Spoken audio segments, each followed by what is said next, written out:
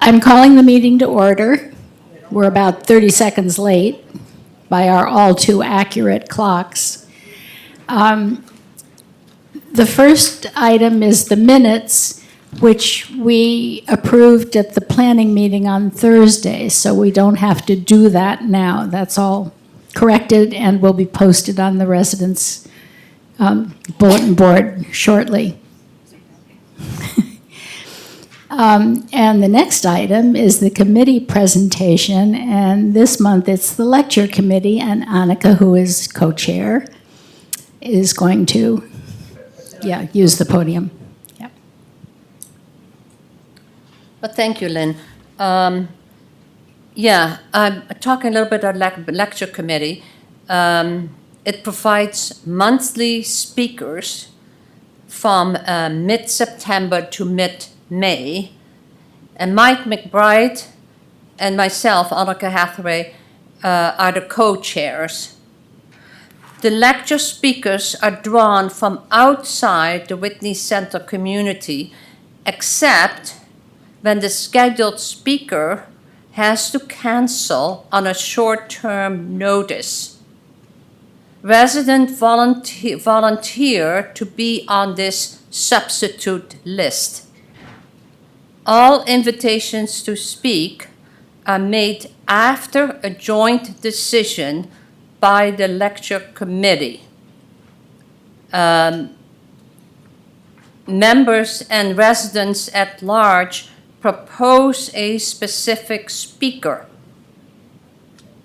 The sponsor provides the speaker's topic and biographical information to Janet Fowler for publication before the lecture. All speakers are informed that no honorarium is provided.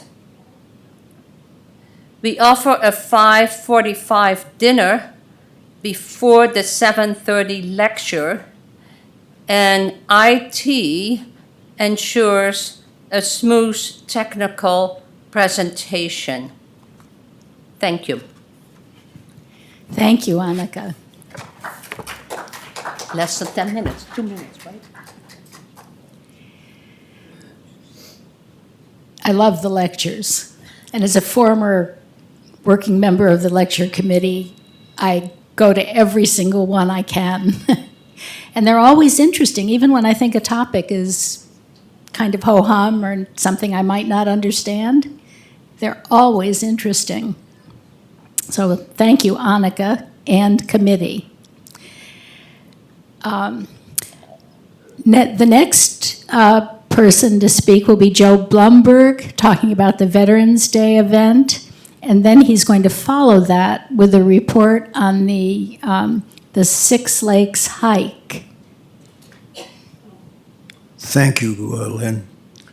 On last Friday, Whitney Center honored the veterans who are residents here. And it was truly a wonderful, wonderful day.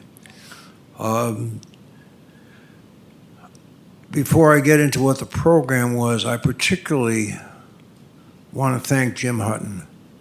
He did one hell of a job. And he organized the whole thing. He kept the rest of us informed as to what was doing and kept us in shape for it. Outstanding. Also, I'd like to thank his wife, Ann, and although she won't like me to say it, I also want to thank my wife, Betty Lou, because she also helped in the preparations for the event. And it was started off, Jim welcomed everybody. Victor Altschul sang the national anthem, and many of us joined in. The invocation was given by Maria LaSala, and Mike Ramboros made some introductory remarks. Steve Jennings recited military services histories of 6 of our veterans. Erwin Braverman read the names of others, and it went on and on. and Rabbi Herb Brockman gave a Veterans Day prayer. Gus Davis played taps, and Linda Paulek did both an introduction and a postlude, along with leading us all in singing "God Bless America" and the Armed Forces medley. Jim gave the closing remarks, and it was followed up for the veterans with a dinner in the dining room. It was, all in all, it was a lovely day, and we thank all of those who were involved. And I'd like to add just briefly that at the 11th hour of the 11th day, the 11th hour of the 11th day of the 11th month, November, Gus Davis went partway out on his balcony, but it was too cold for the trumpet, I think, and he played taps at exactly 11:11:11.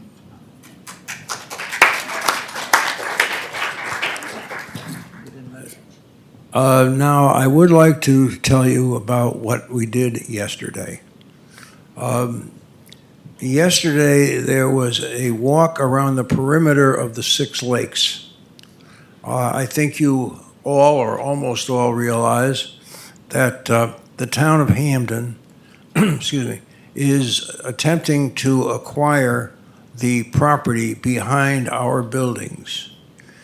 And we have an organization, a committee of the town that is working on it and negotiating with the Olin Corporation, who owns it. The problem that we have is that the lake and parts of the grounds are infected. They are, when Olin owned the property, it was used as a gun testing place, and as a result, there is a lot of gunpowder, lead, and other pollutants in the property.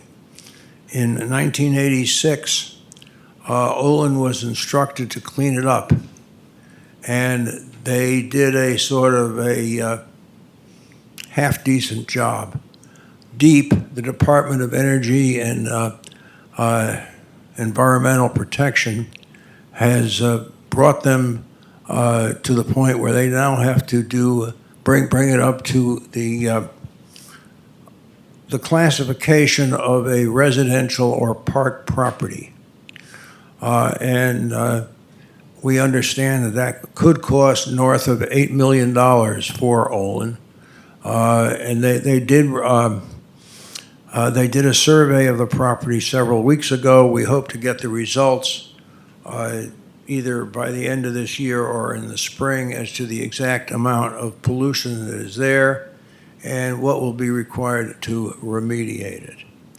So, in order to show the interest of the town, on yesterday, the committee, the Six Lakes Coalition, organized a walk around the property, which about a half a dozen of us from here participated in.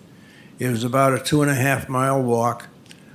We came to see more of it than we just see from our back windows here, and realize the true beauty of this piece of property.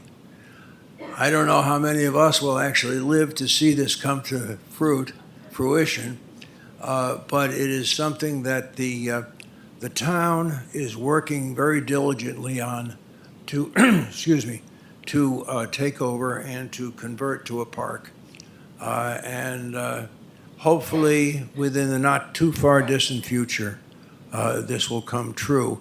I don't know if any of you know Justin Farmer, or you know of him. He's been on on the town government here for a number of years. He led the walk yesterday, explaining to those who were not aware of what was in there exactly the history of the property and what has been done and what is being done now to get it in shape for Olin to get rid of it. We don't know if it will ultimately become a town park or a state park. And because of the money involved, we think it'll probably become a state park. Thank you. Thank you, Joe.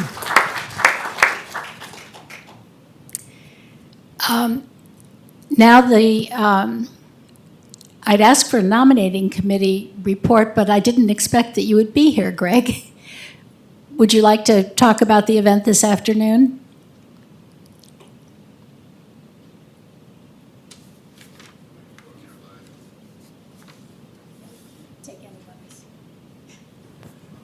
Yes, we have a nominating committee. I'm chair of Phyllis Medvedel and Phil Escanase were also members of the committee. We received many nominations. People who are on the nominating committee can't serve, of course, and people on the tellers committee cannot serve, since probably nobody would manipulate the vote, but we don't allow for that possibility. At 3 o'clock today, the candidates, of which there are 8, will give short statements about why they would be a good candidate and you should vote for them. We've also tried to arrange for wine and cheese beforehand, so you can come and enjoy that and then sleep through the presentations if you need to. We're not providing Rotten Tomatoes or anything of that sort, which some have suggested. And 3 of the candidates will be current Residents' Council members who maybe have made some promises you can verify or not, and the others are newer candidates. So hope to see you here at 3 o'clock. Thank you, Greg. And the treasurer's report?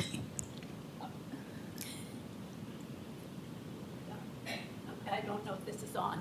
Not on. Thanks. All of the bills have been paid, and that's basically what my job is. I get people send me in bills for things like the recent events yesterday, and I write checks. We have an account at Webster Bank, and so I just hand out the checks. It's not my money, but thank you for putting money in the account. Any questions? Yeah, not yet. Where does the money in the bank come from? We print it, actually. We're your governing body, and we can do that. I don't know why you're laughing. Okay, and now the employee appreciation report, which is coming to an end. I'm Roz Lefker of the Whitney Center Employee Appreciation Fund. Close. I want to thank all the residents who donated so generously to the fund and to all who gave such unexpected second checks. I've been told that these checks help our employees give their families a special holiday. To those residents who have not donated and to anyone who can give more, we are still accepting donations. You can deposit them in the boxes at the north and south reception desks. Also, I would be glad to pick up checks at your apartment. We will be giving out the checks on Wednesday, December 6th in the pub.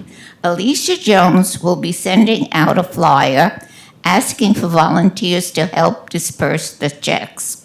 Again, thank you, residents, for all your support. It has been wonderful working with you.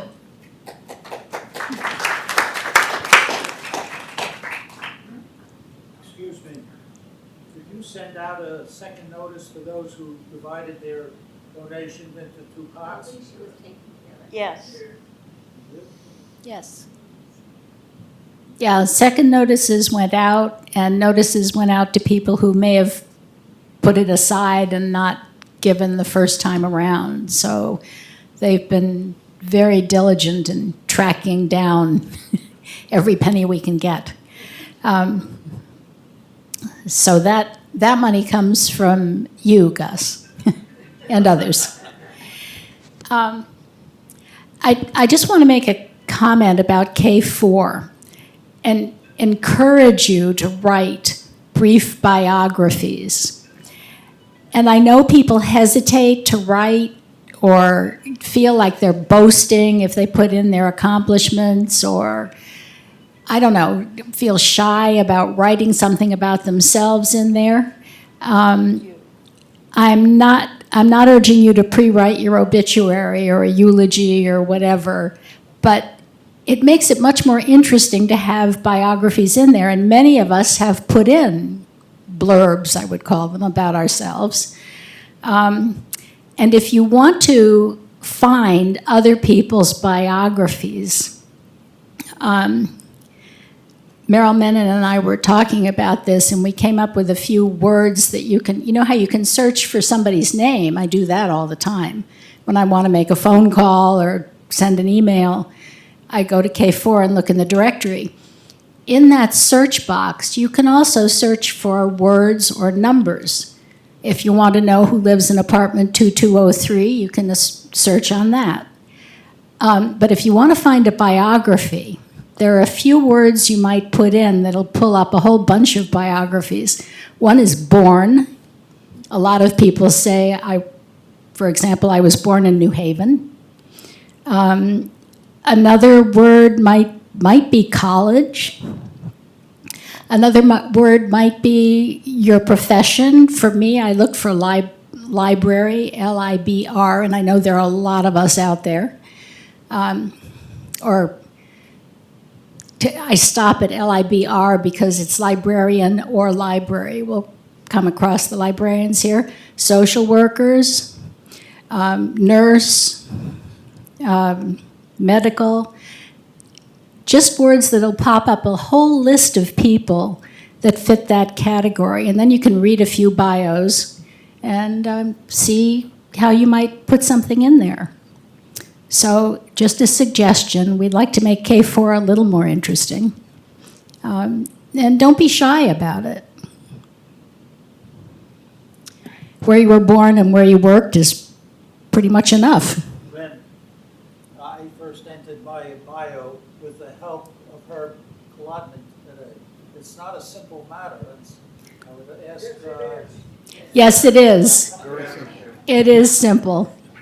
You go, I'm not going to demonstrate it right now, but you can, those of you who have your phones with you, go to the directory and hit edit. Go to your name, your own name in it. Yeah, you can't write on anybody else's, luckily. I hope you can't. But yeah, go to your own name and hit edit, and then you can fill in the biography. Okay. Now, Erwin wants to talk about the Government Affairs Advisory Committee, but he had another appointment before this. So when he gets here, somebody back there jump up and down and wave your arms, and I'll know he's here. Okay, what else? There are a couple of little notes here. As our population changes, and we know, like, look at the resident council bulletin board, there's a slew of photos of new residents. It's getting hard to fit them all in. And as new people come, they have ideas about things that they might want to see here. I'm not going to say other than film and lectures because I don't want those to go anywhere, but there are some other ideas about events that might happen here that residents are willing to pull together and put on. And so with the help of Maria Freda, they've been looking at the schedule, and believe me, our schedule is full, and where to fit new ideas. And one of the newest new ideas was a poetry event that might be more often than once a year, or might be once a year. So just a thought, and to actually encourage new ideas, even old that's not the right. Even long-term residents here might have an idea of something different. Okay. And I'm going to skip that and go to the dogs issue. There's a renaming of a committee of the board that happened a while ago. The Health Services Committee became the Quality of Life Committee. And as I was thinking about that, quality of life is everything here. So I think we still need our own special council health services committee, but that's kind of off topic. Might clarify that that's from the board. Yes, yes, the quality, right, the Quality of Life Committee is the board committee, but that committee was from the Health Services Committee of the board, to which the chair of our Health Services Committee goes, attends, and is a member. I almost don't follow that myself. So the board changed the name of its committee to encompass well-being, which is all of our lives here.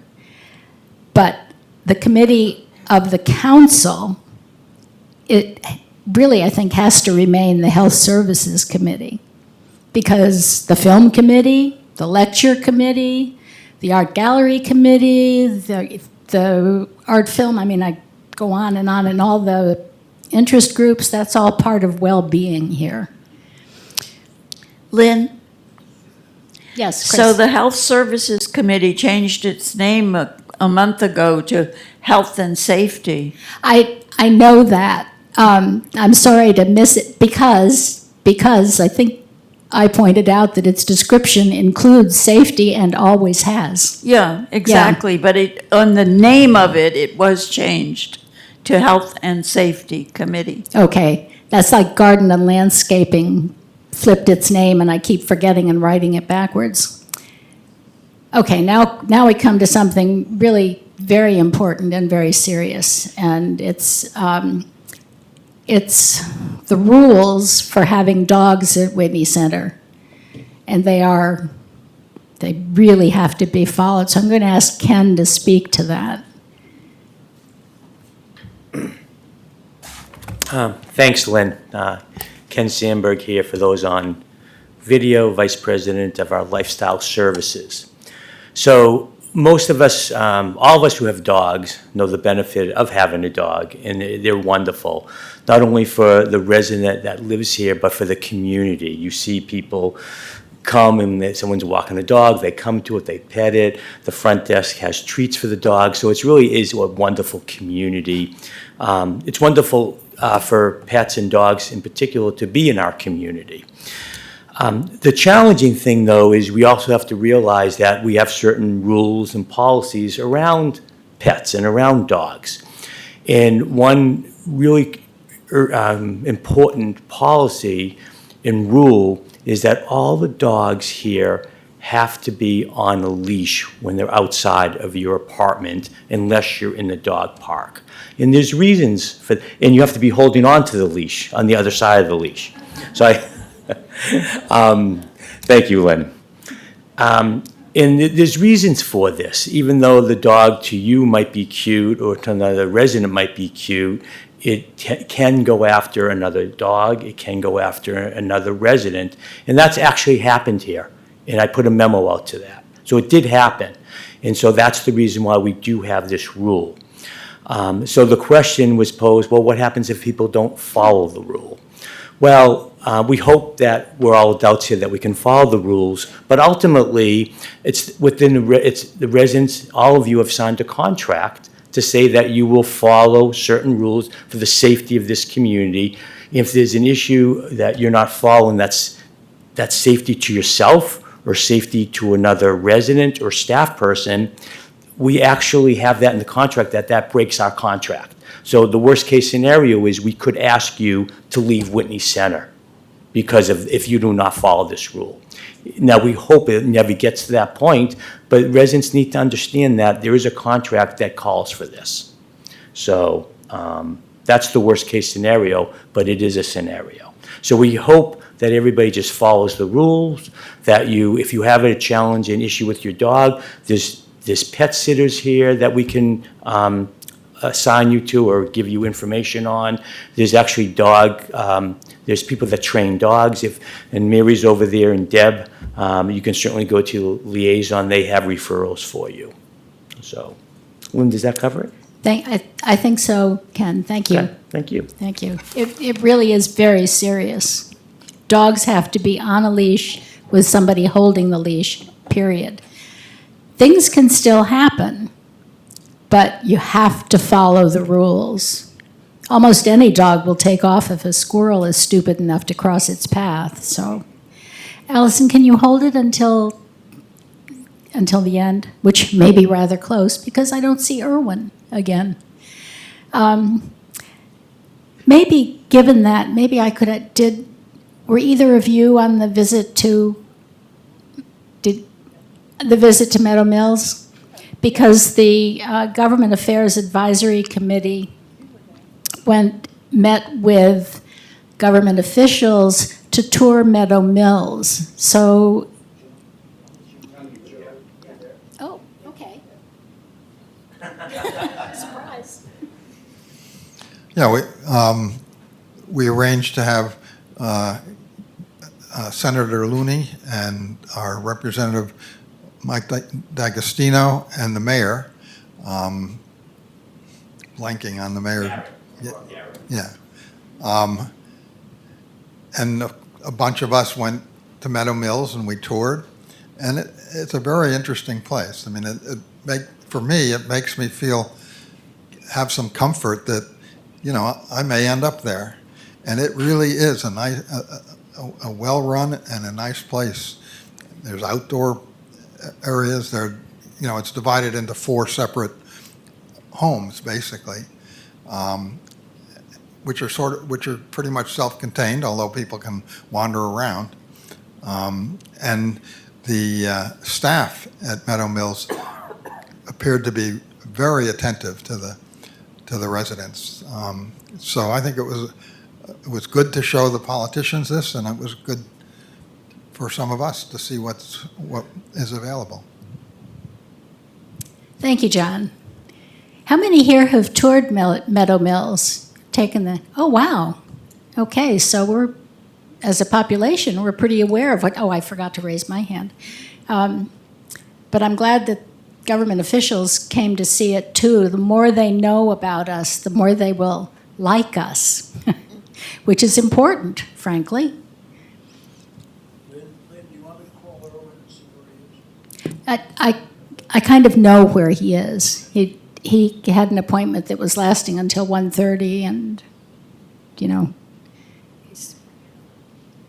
he planned to come, and he may get here before we're done, but maybe not, because this is going to be a short meeting. Absolutely. So just a quick, good afternoon, everyone. Just a quick comment to follow up on the government affairs thing.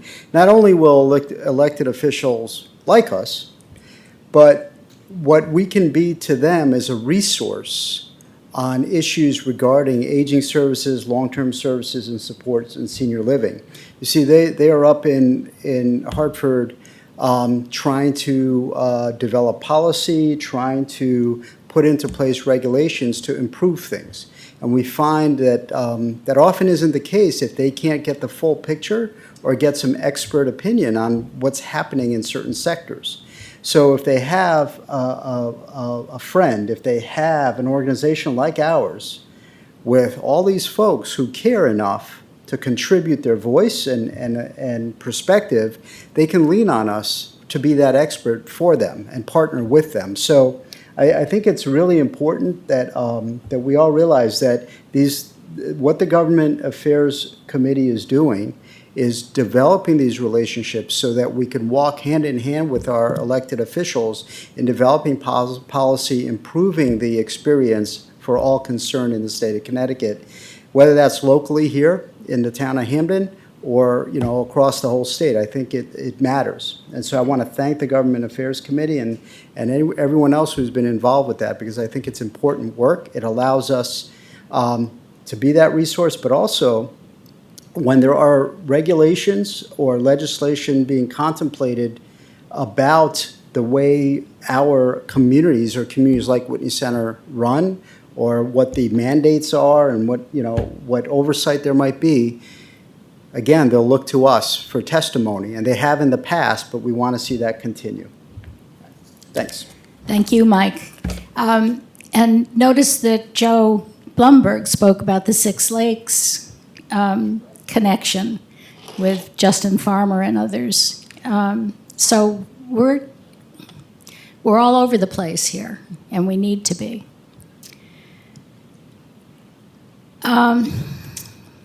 As usual at the end here, a lot of things are changing here, and this is not the place to speak to them. I think that will be handled at the town hall. But the sixth floor,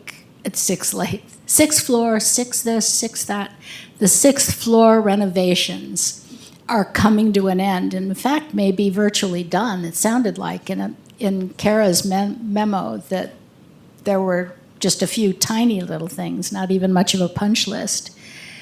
But those renovations are connected to more work on the sixth floor, which is connected to changes in the health center and changes on the first floor and appearance. So I'm just saying that things are changing, and I think they'll be addressed at the town hall. Now, Allison, what was your question? And wait for a microphone.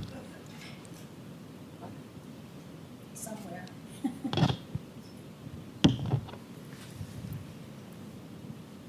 I'm just going back to the dogs. I would add that it's not enough just to have your dog on a leash, but the leash should not be too long. I've seen some pretty near accidents of people tripping over a long leash, especially when people come around corners and the dog is around the corner and the owner is not. So I think maybe you should add that the leash should be short. So noted. Yeah, I know those leashes because I've used it on my grand dog. Phil. I want to come back to the new residents. It's a little hard to interact with a bulletin board. It's been my feelings all along. I don't know if we still have just the committee meeting socially with the new residents, but I feel there should be a total population meeting with the new residents, perhaps once a year or once every half year. Secondly, there used to be other functions that were total Whitney populations, and I don't know if we're having any of them now. We need to have those. Well, we did have a new residents meeting, right, Roz? But that was just for the committee. I don't think so. It was for all new residents in the past year, and they received special invitations, and it was... I'm talking about the residents meeting, the old residents meeting with the new residents as a total population, not just the welcoming committee.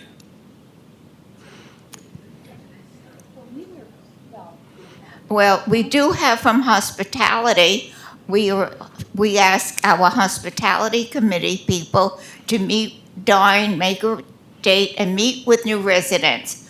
And they've been doing it, I've been doing it with a lot of new residents, and I see most of the other hospitality people. We can't do it a whole thing at one time. It's Why done. not? Would you like to chair it? It would take an awful lot of work. Why not? Okay, if you had a gathering with new residents and all of us, it would be a gathering of all of us, like this might be one. I mean a social There are gathering. Not an audience gathering, but a social gathering. so we can all interact with each other and with the new residents. I Well, understand there are these other mechanisms that are wonderful, but I don't know. I've been here 10 years, and there used to be total population social events, and I'm not sure there are any now. Why not? Phil, we do have the every other Friday ice cream socials. No, that's nice, but I mean, Well- I mean a. Well, that's one. Yeah, no, and the art committee things is very nice, but I mean a social occasion like in here, or in center stage, and there used to be at least one or two of those a year, and I think there should be one for the total population to have the opportunity of interacting with the new residents. That's what I mean. So I think my own feeling is that as individual older residents, we should be inviting the new people to go to dinner or just to meet with them or whatever on our own. If everybody does that, they'll start to mix in a lot quicker. I mean beyond all that. I understand, and there may be other things. okay, Mike. So, thank you, Dr. Asnes. I agree, and I think that this isn't an either-or issue, but a both-and. I think we can look at the cumulative effect of all these smaller opportunities in terms of how they continue to build community. I think that's very important to continue and to lift up. I do agree with you that we used to have at least one, if not a couple, bigger events throughout the course of the year, and that went away completely with COVID, and we haven't gotten back to that yet. So I want to let you know, I announced at the, I think I announced at the last town meeting, but mark your calendars for December 15th. We are going to do a community-wide holiday gathering, which we will, community-wide being all of our residents, our Thrive at Home members, and all of our employees. We want everyone to, and our board members, right? We want everyone to mingle and get to know one another. It's a big undertaking, but I do like the idea of perhaps leveraging that for different reasons, one of which will be to get to know our newer neighbors a little better. So that's happening in December, and we're going to be looking to do more of those sort of community-wide events. But Phil, I heard you volunteer to take something on. So we'll be reaching out. Thanks. Yeah, we had for our 40th anniversary, we had the best party ever. That was amazing. And that, ooh, well, we'll talk to the board about it. Didn't they finance, a good chunk of that? So there have been events, and by the way, I sincerely hope there will be a New Year's Eve party. Okay, yay. Because that was very missed. Okay, Gus. I know our administration is working doggedly at solving the problem, but I must at least talk about the fact that we have a real problem in the South Building with one elevator. And it says on the piece of paper something about patience. Well, it's difficult to be patient, and it's a serious problem. I'll just let it go at that. I know you guys are working hard, but I've already been planning in my own mind alternative sky bridges and external elevators from the 7th floor where we live, because the potential of being stuck is very real. Thank you. Yeah, we can respond, yeah. I'm going to respond first, and then I'm going to have Mike respond as well, because we understand and we get it. We understand the inconvenience that is happening to the residents, the frustration of having to wait because there's one elevator is working, and oh, by the way, if that elevator goes down, what happens then? So I want you to understand that we do understand that. So to that end, there's a few things that we are working on behind the scenes. We have Schindler in here right now. We actually have a meeting. Their management is coming in here, meeting with myself, Mark Brown, and Dan Zullo. Top to bottom, we're going to be going through everything and being extremely, figuring that out to get rid of, look at any parts and replace them out. So we hear you, we understand the frustration, and so we are addressing that. And so we'll give updates to that. Dan will give an update this Thursday. After we meet with the Schindler team, we'll give more updates on that. So thank you for bringing that to our attention. There are a couple of things I just want to just talk to, and I know Mike's going to add a few beyond that. So we understand the frustration when there's only one elevator work in the south building. There's a time issue, and so we get that. I do want people to be reassured that if it so happens that the second elevator goes down, we are at the top of the list for Schindler to come in right away, and they pull people off the field to address that. We would bring services into the apartments if we had to. And if somebody needed to leave the apartment and they couldn't walk the stairs, we would partner with our fire department. So I just want people, so these are the worst case scenarios. I'm just addressing what the worst case scenarios would be. So we would be working with our community partners to address any of your needs. So I just want you to realize that. I know Mike wants to add a few more words to this. Okay, so I'm going to just reply or add my piece by reading to you, if you'll indulge me just for a couple minutes, an email, a series of 3 emails, one to me, a response from me, and then the follow-up. It's from a resident. Dear Mike, can you tell us when we are likely again to have 2 elevators at work? Should Schindler, that's the elevator maintenance company, be sued? Do you have a record of, say, how often we have been placed at risk in the past year? Or how the story as to what is wrong changes? Your memo suggests, that was probably the last memo from Dan last week, your memo suggests that the issue is not treated as the emergency it has now become. If it were only an inconvenience, that would be something else. Please say or write something reassuring. Good, okay. I'm sorry, that was the, let's see here. Oh, here was my response. I share your frustration, as do our team members who have invested quite a bit of time and energy working with our elevator maintenance vendor, Schindler, to resolve these issues. We are not looking to shift any tasks. So there was a follow-up email about potentially shifting tasks to the fire department. We're not shifting any tasks to the fire department or anyone else. We've contacted Schindler's head of service to express our frustration. He will be on site to meet with us on Friday.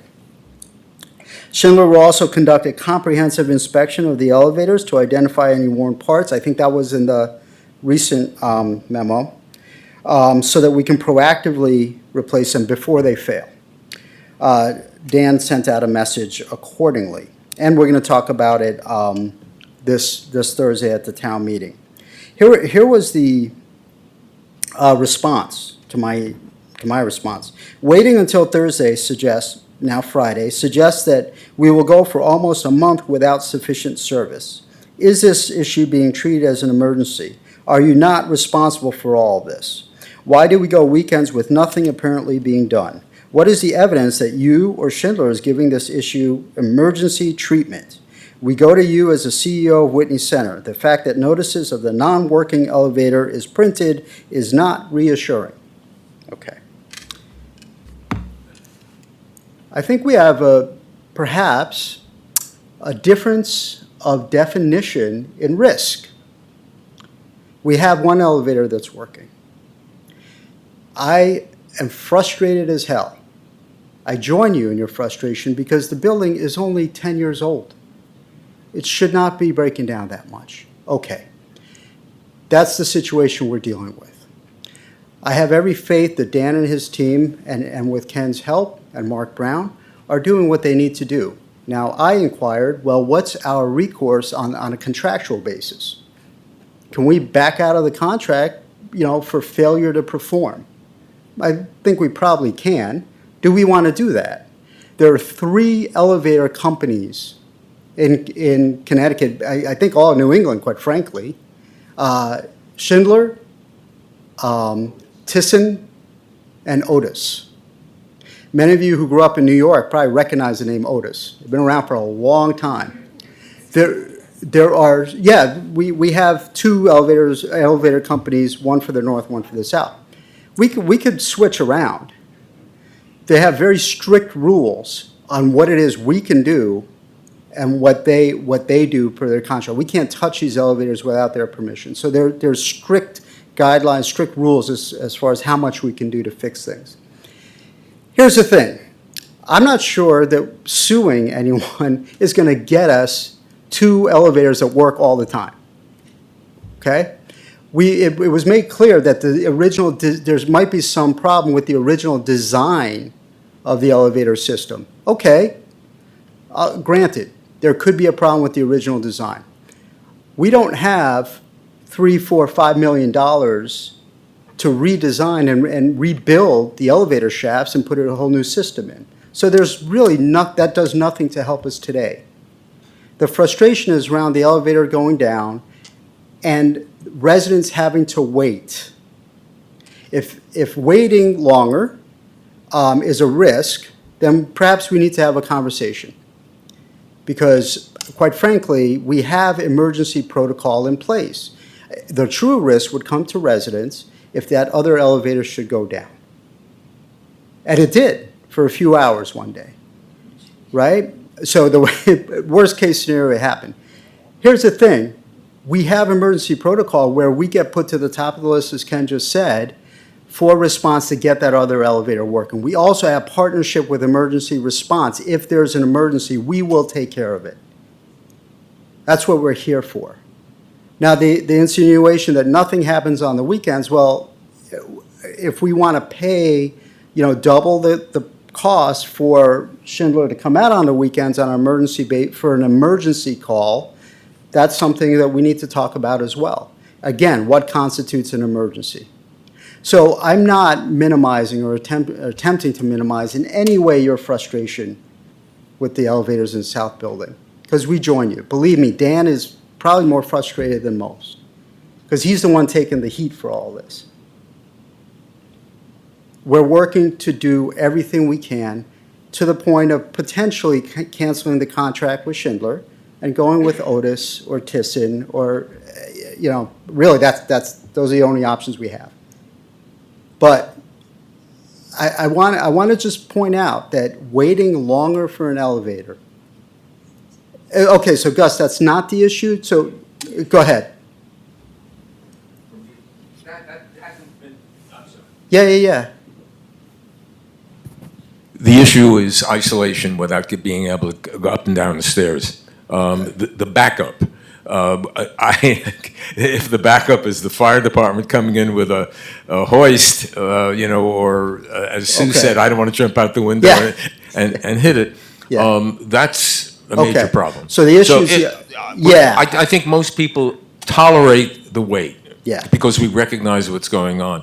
However, the fear that we're only on one elevator and that's going to go down, and then we're stuck. Yes. Amen. So yes, the fear that the other elevator is going to go, not that it actually goes down, but the fear that it goes down heightens our anxiety, right? And that's where all the bluster comes in, right?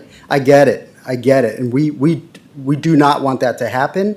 We're doing everything we can. So I'll just ask you, I don't want to belabor this. This is the council's meeting, but I'll just ask you this.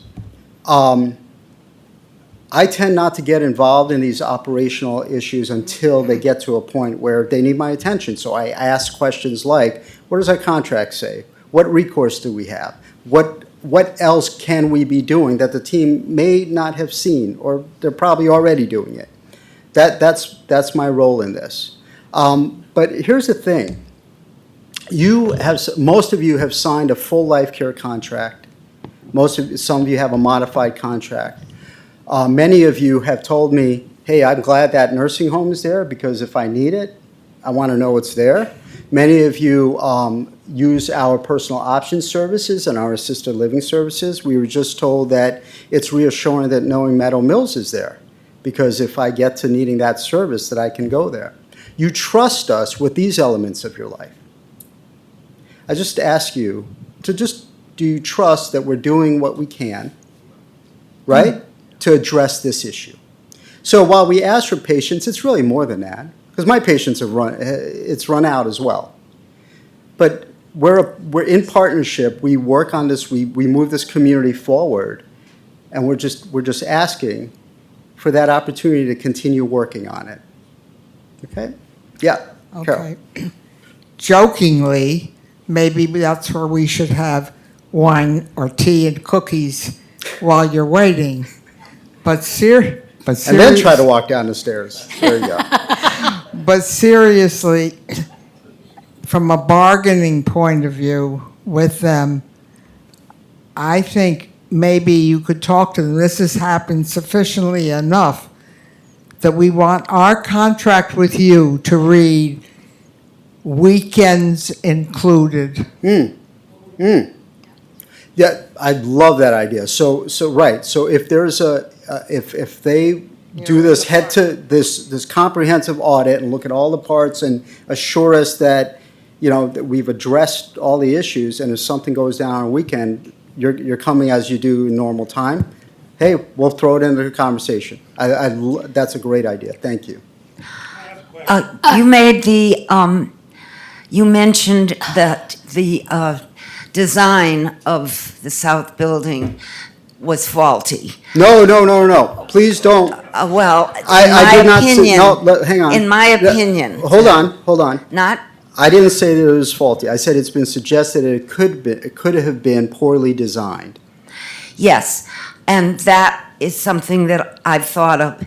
I know it would cost millions, and I know that it's out there kind of suggestion, but that may be something you ought to consider, putting another bank of elevators in South Building, on the end, either end of South Building. It's a big undertaking, but you've done big undertakings, and it's not something that's completely non-existent. Okay, so this might surprise you. So as we consider the reconfiguration of common spaces all over the campus, so we started talking about the 6th floor, as Lynn mentioned, I think it is worthwhile to consider one more elevator bank. In fact, a connector between the south tower of the north building and the northern end of the south building. We had actually looked at something like this, right? It was financially unfeasible because none of that space generates any revenue, which in turn doesn't cover the debt that we would take on for it. Okay, that's a stumbling block. It's not a showstopper. Is there another way? Sure. If we think about the common space and building and space as a facilitator of community building, I think we perhaps can raise the money to do it. So I will, Evelyn, include that in our thinking about common spaces overall in the campus. Thank you. I appreciate that there are more questions, but there is an event at 3:00 in this room. So town meeting discussion? So, is that? Yes, Okay. this is something very appropriate for the town meeting. May I ask my question, please? Floyd, go ahead. The elevators part of a PM program, preventive maintenance, where the contractor comes in on a periodic basis. You talk with your hands. You got to keep. Yeah. The I do it too. contractor comes in on a periodic basis to look over both elevators. So In other words, without any particular problem. Okay. So I'm going to ask you to wait till Thursday for us to answer that question. Yeah, and in a way, you have answered it. Yeah. Yeah. So come on, join us. Dan will talk about it. The short answer is yes, they are now, but we'll talk about it. So, we're going to stow it until the town meeting and or whatever it is we're doing. And Erwin did get here, and Erwin, John spoke a little bit to it, but do you want to say a few words as well?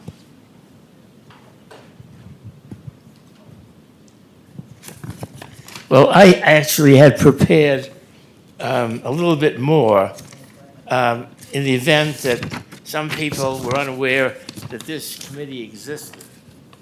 So, Okay, but hold the microphone. so I think it would be helpful if I gave you a little bit of a history. So, this is a report of the Government Liaison Committee.